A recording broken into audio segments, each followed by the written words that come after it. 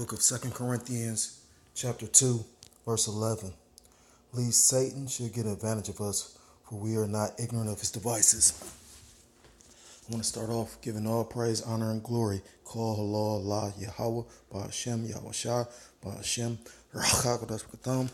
Double honors to the apostles and elders of Great Millstone who taught me this truth. Peace and salutation to the Akim around the four corners of the earth, pushing the truth for faith and sincerity, risking their lives and the freedom to do so. Shalom to the Akwap and the Akim out there listening and learning. Lord willing, is an edifying video. Shalom to the confusion of faith, brethren. Join unto our ranks. Once again, it's the brother Yahweh Sop out of GMS Cleveland Church, a fellow servant coming at you with another lesson. I got another book based on along the lines of that book, Guinea Pigs. This one, the title is, bear with me for a second. The title is Mass Control, Engineering Human Consciousness by Jim Keith. And it doesn't really show a picture of the author, but it's a lot of, meat in this particular book. So without further ado, I'm going to jump right into it. If you have any precepts to anything I bring out, please post them. I'm going to come with scriptures that's relevant and basically just, peeling back the layers of the confusion and bringing out the truth of what this red Hebrew Edomite is doing. I was listening to the apostle. He was saying we can't even say, we got to say E and N and and J and that's how you know what we're doing is relevant though, because at the end of the day, we haven't physically done anything. We're whooping these people ass with the scriptures. So you cannot say that this isn't the truth. Just like it says in scripture, pulling down strongholds. We pulling down strongholds with the power of the word, you know what I mean? Like, and that's a spiritual power within itself, you know what I mean? Call hello Allah Yahweh while Yahweh Shah. So at the end of the day, it's just beautiful. It's amazing the time we living in. Yeah, it's scary, but it's beautiful at the same time. Because, you can see these Edomites panicking. They trying to play it cool, but, it's just so much going on. Like the one brother from Men of Valor, Shalom Ak, the brother Gabar, he says, you can't even keep up with all the stuff going on. Like the brother was bringing up, what happened with the mass shooting at Walmart. Then he said it was another one. I forgot where he said Baton Rouge or something. But then, just over the weekend, you had like 59 people get shot in Chicago. So, it's just a lot of stuff going on. But without further ado, I'm going to jump right into it. It says, Chapter 1.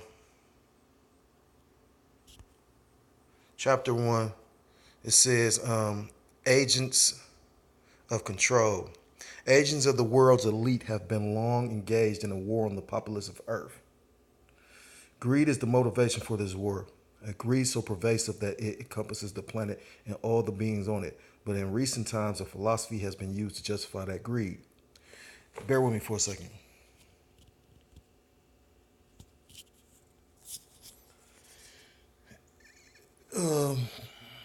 This is the book of 1 Timothy 6. I'm going to start at 8 because it said the greed, love of money.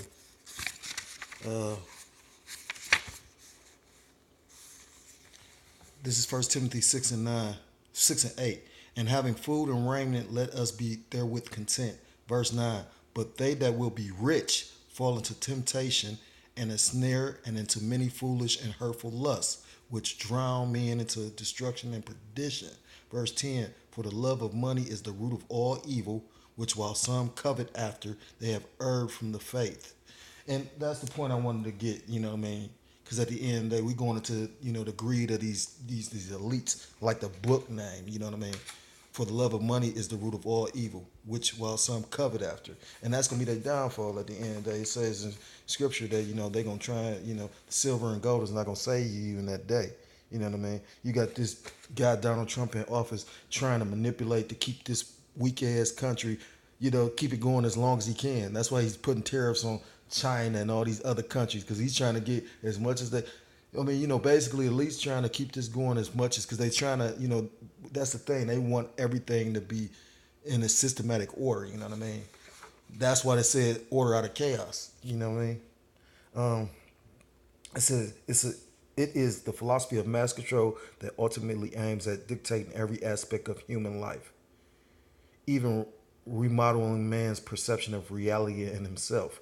And that's why you got all this transhumanism shit. You know what I mean? Like at the end of the day, these people are so far gone. They really think that they're gonna reinvent themselves in the image that they you know. That's what this transhumanism thing is about. They're trying to live forever. You know what I mean?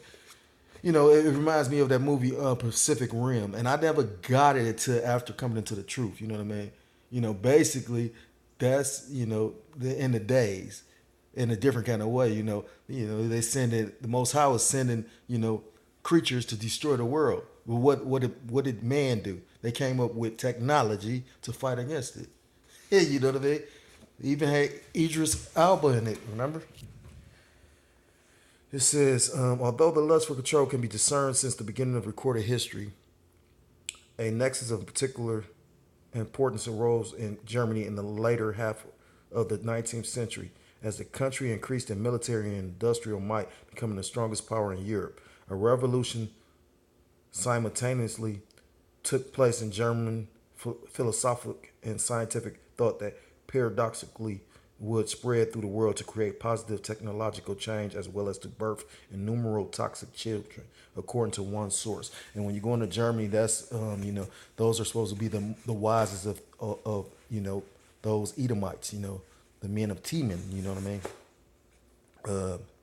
It says the sudden change from relative political weakness to world power and from economic insecurity to prosperity proved to be a great strain on the German character and public life. The spread of materialistic philosophy of life was worldwide in this age, and the idolatry of power was not confined to Germany, but its corrosive effect was particularly strong in a country that was not inured to power.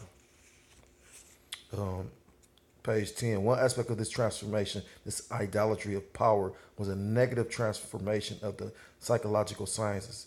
In the late 19th century, earlier, more humanistic approaches to understanding mankind were replaced by a scientific philosophy that would be employed less as a measure for the understanding of man than a justification for a new feudalism and a mechanism of pure control. The materialist overhauling of psychology was in great part ushered in by the work of the German psychologist Wilhelm Maximilian Wundt. Wundt was, I might be pronouncing this man's name wrong. It's spelled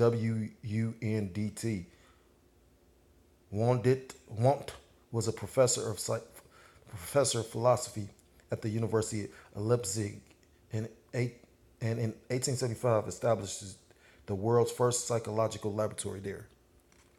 A move that would eventually turn the world of more humanistic oriented psychology on its head. Interesting, but Wundt's grandfather was documented as having been a member of the Illuminati secret society, making it not unreasonable to imagine that professor here, I can't pronounce, but like that, her professor may also have been a member of that group, which more than likely is true. I mean, like 9 times out of 10, because especially with them societies, they do so many blood oaths and pacts and whatnot. Like they sell off their children. You know what I mean? That's why, like, best believe you people won't say that. That show you how slow people is. They don't think that Will Smith had a part to play in his son being the way he is.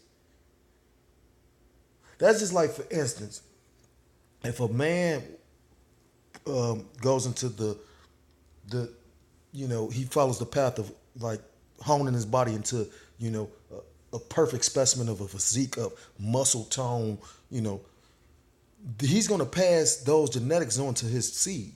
And the same thing with like those homosexual acts. So I'm not saying that he was talking about Jaden, go ahead and put on a dress or go ahead, but at the same time, You know, what I mean, that's just, it's not a coincidence that you got like Magic Johnson's son is a flaming fucking faggot, and you know, Will Smith's son is a flaming fucking faggot. You know what I mean? Like, there's truth to this. You know what I'm saying?